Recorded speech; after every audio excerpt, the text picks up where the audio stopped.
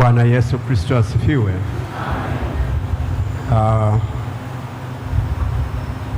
Kwanza nichukue nafasi hii kumshukuru Mwenyezi Mungu kwa ajili ya rehema zake kuu na nyingi kwetu, na hasa kwa wakati huu ambao umetimia mimi kwa kustaafu kwa mujibu wa taratibu za kanisa. Mheshimiwa Baba Askofu Dr. Alex Gaius Malasusa, mkuu wa Dayosisi ya Mashariki na Pwani na mkuu wa kanisa la Kiinjili la Kilutheri Tanzania, Dean Mchungaji Shedel Luiza na msaidizi wa askofu Dayosisi ya Mashariki na Pwani, katibu mkuu ndugu Goodluck Ngini, watumishi wote wa ofisi kuu toka dayosisi yetu ya Mashariki na Pwani, wakuu wetu wa majimbo yote 6, Mchungaji Frank Mambo jimbo la Kati, Mchungaji Andrew Kingomela jimbo la Kusini, Mchungaji Goodluck Chagulilo jimbo la Kusini Magharibi, Mchungaji Yakobo Mongomola jimbo la Kaskazini, Mchungaji Antamuro jimbo la Magharibi, Mchungaji Shukuru Maroda jimbo la Misioni ya Zanzibar, wachungaji wenzangu wote mliopo katika ibada hii, watumishi wa kada ya uinjilisti wote mliohudhuria katika ibada hii, parish workers wote mliohudhuria katika ibada hii, wazee wa kanisa wote toka katika sharika mbalimbali mliopo katika ibada hii, zaidi wazee wa usharika wa Muhimbili pamoja na wazee wa usharika wa Kariakoo kwa ushirikiano na kamati zetu zenu zote mbili, Muhimbili na Kariakoo, mlioshirikiana kuandaa ibada hii. Tunawashukuru sana na tunashukuru Mungu awabariki sana. Baba Askofu, pia nichukue nafasi kumshukuru sana mkuu wa jimbo la Kati ambaye kama alivyosema amesimama kidete kuhakikisha kwamba tunapata nafasi ya ibada maalum kwa ajili ya kustaafu kwangu, kiangalia mazingira ya Muhimbili yalivyokuwa. Basi kwa niaba ya wazee na kwa niaba ya familia yangu ninamshukuru Mungu kwa jinsi alivyotujalia afya njema kumtumikia takriban miaka 29 kasoro kidogo. Mungu ametupitisha katika maeneo mbalimbali kwa kiasi chake, mimi pamoja na familia yangu kwa utume wake katika utumishi huu. Baba Askofu wetu wa kanisa, ninakushukuru kipekee kwa jinsi ambavyo hekima yako ilivyo ajabu, ambaye umeendelea kufariji watumishi mbalimbali tunapokuwa tunastaafu. Na mimi nilikuwa nikiwaza kwamba nikistaafu nitafikia hatua hii kweli? Nimefikia ni kama ndoto, lakini kumbe ni kweli, na Mungu akubariki mno. Kuna mambo mawili tunataka niongeze shukrani zangu.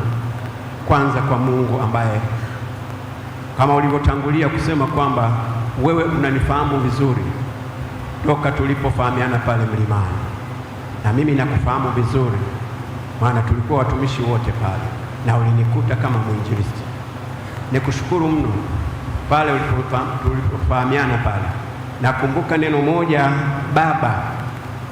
baba yako wewe mzazi, mzee Gaius, aliniambia neno moja nalikumbuka mpaka kesho. Akaniambia, mjukuu wangu, wewe ni mtumishi. Sasa sijajua alishuhudia wapi mahubiri, na akasema wewe utafika mbali na Mungu akujalie utafanya kazi, utastaafu vizuri.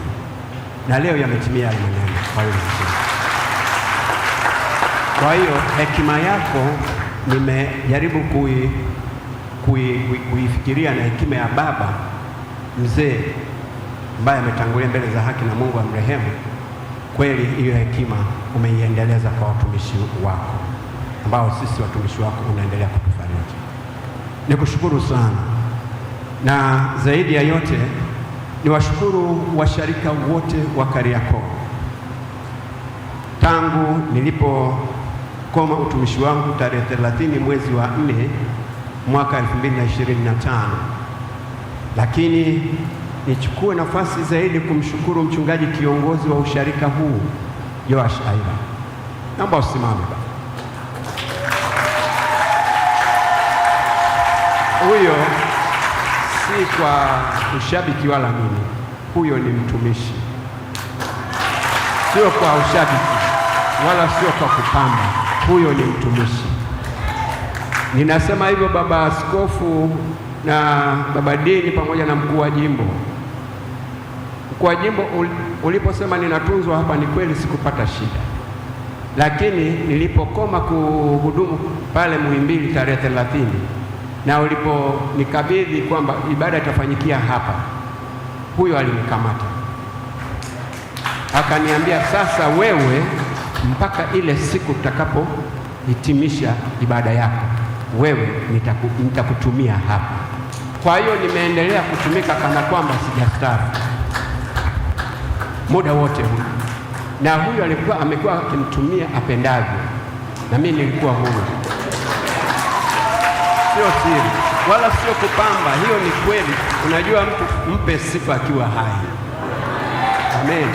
Kwa hiyo ni haya nimependa kusema hivyo mchungaji, kwamba Mungu akubariki kwa utume huo, si kwangu tu, hata na mwingine atakaye idhinishwa hapa. Simama na utakuwa na mwisho mwema, na Mungu akubariki. Baada ya kusema maneno haya, nimalizie tu kwamba neno la mwisho, baba askofu, ninamshukuru Mungu kwa kunitunza katika utumishi huo, mimi na familia yangu. Lakini niseme ka ushuhuda kafupi katika ile miba uliosema watumishi tunakuwa na miba. Mimi hakika hapa tusingefika leo hapa, ningeishia mwaka 2005 ndio mngeniaga kwa lugha ya kuaga, maana nilikoswakoswa na gari la mtu mmoja ambaye nilikataa kubariki ndoa yake kwa sababu alikuwa ameacha mke halali wa ndoa. Lakini alipoona kwamba amekwama popote pale, sijui alijuaje kwamba navuka barabara Ubungo pale kidogo, alipitie na gari lake, na aliponikosa akapunguza gari. Wakati huo haijajengwa ile flyover ile, bado kuna lile soko liko pale karibu ile jengo la TANESCO.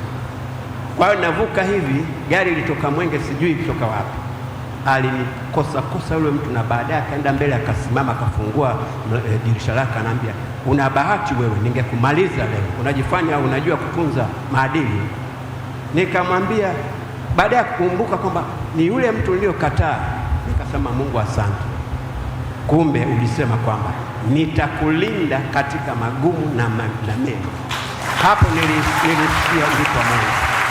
Kwa hiyo baba askofu, niseme tu na watumishi wenzangu, simameni imara kusimamia kazi ya Mungu, usiyumbishwe wala usitishwe, na utafika mwisho mwema. Kwa maneno haya, yapo mengi baba askofu, hii nitakuachia, utaenda kutafakari ofisini kwako, jinsi ambavyo nitakapomaliza nitakupa hii, utaenda kutafakari ofisini kwako. Niwashukuru wote washarika wote pande zote mbili, usharika Muhimbili na wote mliohudhuria, jamaa, marafiki na ndugu, kwa kunisindikiza, na Mungu aendelee kuwabariki katika maisha yenu yote. Tuko pamoja, tuko huru, tutumieni mnapokuwa na haja. Sisi spare tupo. Amen, na Mungu awabariki sana.